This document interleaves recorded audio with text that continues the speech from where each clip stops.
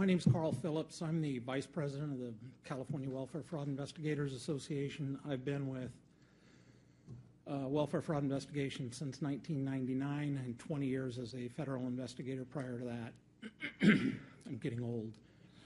You and me both. Everybody's pretty much covered a lot of what I was going to say. Two of the biggest issues, we're talking about the 1%, 1 to 2% error rate. Part of my staff does the early fraud investigations for the county, and across the board, we do roughly 300 early fraud investigations per month, and we find problems, fraud indicators or problems within approximately 30% of those. So those action is taken on. So the fact that we have the investigators going out and doing that job drastically impacts that 1% error rate, because if we didn't identify these problems, it would create errors in the future. One other thing I was going to go over, which... And you're clearly doing a good job if our error rate's so small.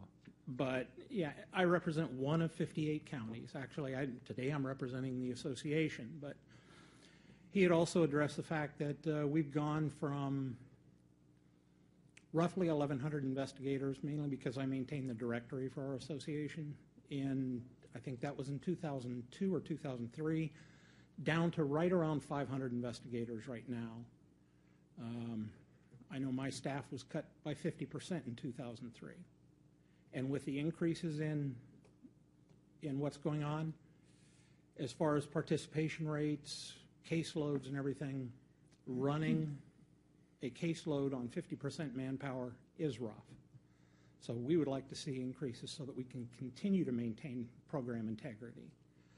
And the district attorney representative commented on one of the other issues that I have is a lot of the things that are brought about to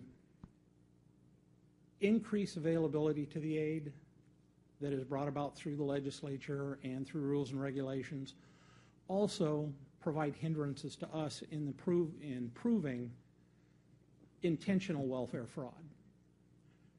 Going to a quarterly reporting system, yes, it did lower the error rate by reducing 67% of the paperwork required. However, that also reduced 67% of the evidence we have available to prove intentional fraud occurred. So those are a couple of things that we have to, everything that is put in to reduce their efforts in getting the aid also creates a bigger, for us, a burden in proving intentional fraud. That's it. Thank you, Mr. Phillips.